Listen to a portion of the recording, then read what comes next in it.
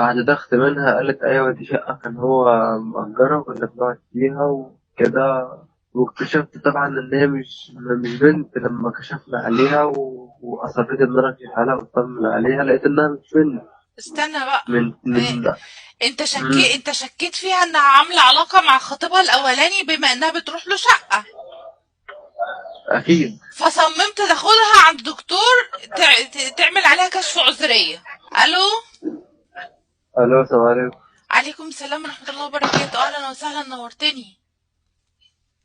ربنا يخليك شكرا. العفو، تحت. الحلقة مذاعة، حضرتك موافق بالإذاعة؟ مفيش مشكلة. طيب تمام، تحت أمرك، اتفضل، بس أستأذنك نقعد في حتة هادية آه شوية. هو المكان مش هادي هنا. طب نجرب بقى احنا محظوظين عشان في صوت رق وخبط وحاجات كده. طب كده كويس. اتفضل تمام، اتفضل، احنا لسه ما بدأناش، اتفضل تمام. تمام. أنا كنت بحب واحدة معايا في الشغل وكده وقعدنا سنتين وكان خلاص فاضل كام شهر وهنتجوز يعني بنجهز في حاجتنا وكده. انتوا اتخطبتوا يعني؟ اه. تمام. فجت جت قبل الفرح بكام شهر كده صاحبتها كلمتني وقالت لي إن هي شافتها طالعة عند حد في عمارة وكده في محافظة تانية كانت عندها بتقول إنها شغالة وكده ومحافظة بعيدة. محافظة تانية؟ فرحت اتواصلت معاها. هي راحت محافظة اه. تانية، راحت لحد هناك؟ اه قالت إنها تروح تشتغل هناك وتقعد مع واحدة صاحبتها وتمام يعني.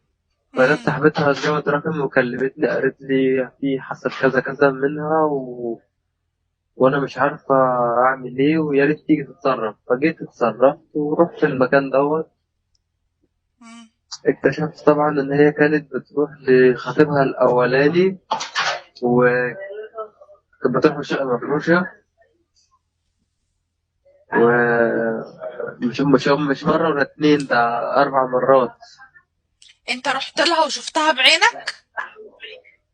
أنا رحت المكان هناك وشفتها وهي نازلة. اه. وعرفت ان ده مكان لما وجدت خطيبها الاولاني، ان دي شقته؟ دي الشقة المفروشة اللي كانوا بيتقابلوا فيها قبلي. انت اتأكدت يعني ان دي شقة مفروشة وان اللي بتقابله فيها ده خطيبها الاولاني؟ اتأكدت. اتأكدت لما واجهتها وسألتها الموضوع قالت لي ده كان خطيبي الأولاني ومامته هناك كنت رايح أطمن عليها. مم.